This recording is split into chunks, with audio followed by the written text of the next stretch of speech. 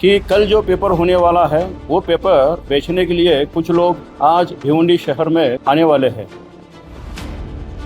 जो कल की जो एग्ज़ाम है वहाँ पे जो पेपर आने वाले थे वो उनके ताबे में मिले। वो 1.5 करोड़ में पेपर बेचने के बाद जो लेने वाला है वो आगे अलग अलग जो बायर है उनको पेपर देने का उनकी सिस्टम थी। ये पेपर किन्होंने कहाँ से मिला, किसने इनके पास दिया, ये सब जानकारी लेने के लिए आगे का तपास हमारा चल रहा है। एक स्पेशल इन्वेस्टिगेशन टीम का गठन हुआ है। माँ बनने का एहसास होता है बहुत ही खास, और इस एहसास को बखूबी समझती है दुआ नर्सिंग होम की डॉक्टर हुमेरा शेख। डॉक्टर हुमेरा शेख ने पिछले 10 सालों में कई हजार नॉर्मल डिलीवरियां कराई है।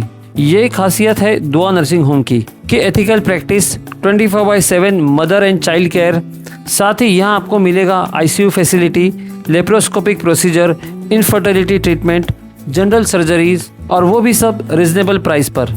ओनली एट दुआ नर्सिंग होम एट अबूजी आर्केड, वंजारपेटी नाका, भिवंडी। हेलो फ्रेंड, मैं फिरोज मेहमान दावत में आप सभी का स्वागत है। एजुकेशन किस राह पे जा रहा है। आज एक और पेपर लीक होने की खबर आई है। जिस तरह से नीट का पेपर लीक हुआ था और उसके बाद में रीनीट एग्जामिनेशन कराएगा, इसके बाद में टीईटी, टीचर्स एलिजिबिलिटी टेस्ट, इसके लीक होने की खबर आई है। 28 तारीख यानी कि कल रविवार को ये एग्ज़ाम होना था, और इस एलिजिबिलिटी टेस्ट के लिए तकरीबन 1000 से ज़्यादा टीचर्स जो है, कैंडिडेट जो है, इसमें एग्ज़ाम देने वाले थे, मतलब पार्टिसिपेट करने वाले थे। लेकिन ऐन मौके पर जो है इसे रद्द कर दिया गया। अब रद्द करने की वजह क्या है? भिवंडी पुलिस को एक गुप्त सूचना मिली थी कि कुछ लोग दिल्ली से यहाँ पे आए थे, यहाँ पे आ रहे हैं उस पेपर को बेचने के लिए। इस जानकारी की गंभीरता को देखते हुए पुलिस ने एक ट्रैप लगाया, भिवंडी पुलिस ने, और 3 लोगों को धर दबोचा। उन लोगों को जो है अभी फिलहाल पुलिस कस्टडी में रखा गया है और उनसे बहुत सारी जानकारी मिली। इस जानकारी को लेकर आज भिवंडी के डीसीपी, साथ ही साथ में थाना के जॉइंट सीपी, ये इन्होंने एक प्रेस कॉन्फ्रेंस ली और प्रेस कॉन्फ्रेंस में विस्तार से बताया कि किस तरह से इन्होंने पूरा ट्रैप लगाया। 1.5 करोड़ रुपए की मांग की गई थी इस पेपर को बेचने के लिए, और फिर जो लोग खरीदने वाले थे वो सामने नहीं आए अब तक के, उनकी पुलिस तलाश कर रही है, और वो लोग जो है आगे कैंडिडेट्स को ये पेपर बेचने वाले थे। अब क्योंकि ये सारा मामला जो है भिवंडी पुलिस के अंतर्गत हुआ था, उसके हद में हुआ था, तो कोनगांव पुलिस स्टेशन में मामला दर्ज हुआ है 3 लोगों के खिलाफ में। अब देखना यह है कि इसके आगे पुलिस किस तरह से जांच करती है। लेकिन सवाल ये बना हुआ है कि इस तरह का एजुकेशन पाकर लोग क्या हासिल कर लेंगे, इस तरह से पास होकर आखिर क्या ही हासिल कर लेंगे। नीट का एग्जाम के जो डॉक्टर्स बनाता है, तो इस तरह से पास होकर क्या लोगों की जिंदगी बचाएंगे? और उसी तरह से टीईटी, जो टीचर्स एलिजिबिलिटी टेस्ट है, जिसके ऊपर टीचर्स बनते हैं, टीचर्स अपॉइंट किए जाएंगे गवर्नमेंट स्कूल में या तो फिर एडेड स्कूल में, तो वो लोग किस तरह से बच्चों को पढ़ाएंगे जब टीचर ही अगर इस तरह की चीटिंग करने लगे। तो ये सारा मामला जो है ये हमारे सिस्टम के ऊपर बहुत बड़ा सवाल है और एक बहुत बड़ा धब्बा भी है। देखना ये है कि इसके आगे किस तरह की जाँच करती है पुलिस, और ये सारी चीज़ें कब थमेंगी। आप सबको जानकारी है, कल 28 तारीख को महाराष्ट्र स्टेट में टीईटी, एक शिक्षक पात्रता परीक्षा होने जा रही है। आज सुबह यहाँ के डीसीपी जोन 2 पवन बंसोड़, इनको एक गोपनीय बातमीदार के तहत एक इन्फॉर्मेशन मिली थी कि कल जो पेपर होने वाला है वो पेपर बेचने के लिए कुछ लोग आज भिवंडी शहर में कोनगांव एरिया में आने वाले हैं। उन्होंने पूरी टीम तैयार की, डिकॉय तैयार किया, ट्रैप लगाया। तो सुबह 11 बजे के दरमियान हमें उनके टीम को मालूम हुआ कि 3 लोग यहाँ पे ये पेपर बेचने के लिए आए। उनके पास बातचीत होने के बाद उनके सर्च में कुछ पेपर्स मिले। जो कल की जो एग्ज़ाम है वहाँ पे जो पेपर आने वाले थे वो उनके ताबे में मिले। शिक्षण विभाग के जो सीनियर ऑफिसर है उनको कांटेक्ट करने के बाद ये वेरीफाई हुआ, उन्होंने भी वही कहा, रिपोर्ट दिया कि ये वही पेपर है। इसलिए उन लोगों को हिरासत में लिया है, पेपर जब्त किया है। उनके पास से कुछ मोबाइल, कुछ डेबिट कार्ड, क्रेडिट कार्ड, ये भी जब्त किए हैं। इसमें ये कार्रवाई में अभी तक 3 लोगों को हिरासत में लिया है। ये 3 लोग दिल्ली से यहाँ पे आए थे।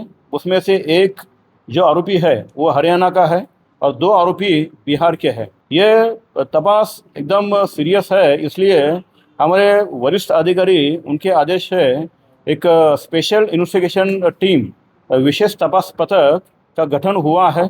उसमें जो यहाँ के डीसीपी है पवन बंसोड़, उनको यहाँ पे मेन बनाया है। उसमें 2 एसीपी और 9 पीआई, एपीआई, पीएसआई और लगभग 20 अधिकारी कर्मचारी, इनके तहत एक एसआईटी का गठन किया है और अलग अलग राज्य में ये टीम सामने भेजी है।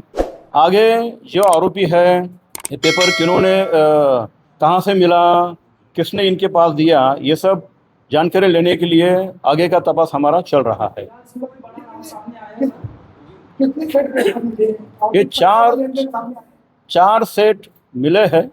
जो बातचीत चल रही थी ट्रैप में, उनका 1.5 करोड़ की डिमांड थी। वो 1.5 करोड़ में पेपर बेचने के बाद जो लेने वाला है वो आगे अलग अलग जो बायर है उनको पेपर देने का उनकी सिस्टम थी, लेकिन उसके पहले ही हमने 3 लोगों को हिरासत में लिया है और पेपर जब्त किया है। नहीं, वैसा भिवंडी में कोई छापेमारी नहीं हुई है। इसमें ये पेपर लीक करने वाले कहाँ से आया, कौन कौन इसमें शामिल है, उन सब एंगल से हमारा तपास चल रहा है। बिल्कुल वो संभावना हमें गुरुत्व दी है कि बहुत बड़ा गिरोह हो सकता है। उसी एंगल से इसमें सेक्शन भी लगाया है और उसके तहत आगे की कार्रवाई हमारी चल रही है। जिसमें 7,000 लोगों का मिला है क्या सर? नहीं, अभी आज ही सुबह कार्रवाई हुई है, तपास एफआईआर दाखिल हुआ है, पंचनामा हुआ है। ये बहुत जल्दी इसके ऊपर कुछ अनुमान लगाना गलत रहेगा। तपास में सब बातें आगे आ जाएगी। ऐसा कुछ जानकारी हमारे पास नहीं है। नहीं, वो सब तपास का भाग है। अभी आरोपी को पीसीआर लेना है। कोनगांव पुलिस स्टेशन एरिया में ये ट्रैप लगाया था। सर, ये पेपर लीक डिस्प्ले हो गई क्या? हाँ? कल एग्जाम है तो लीक होने की खबर डिस्प्ले हो गई क्या वेबसाइट पे? वेबसाइट सर, आरोपियों का बैकग्राउंड क्या है जो पकड़े गए हैं आरोपी? अच्छा, ये आरोपी, इसके पहले उनके खिलाफ गुनाह भी दाखिल है। एक आरोपी के थोड़ा सा जानकारी हमने लिया, इंक्वायरी करने के बाद मालूम हुआ एक केंद्रीय विद्यालय की परीक्षा उन्होंने दी थी, फेल हुए थे, वो भी ट्राई कर रहे थे।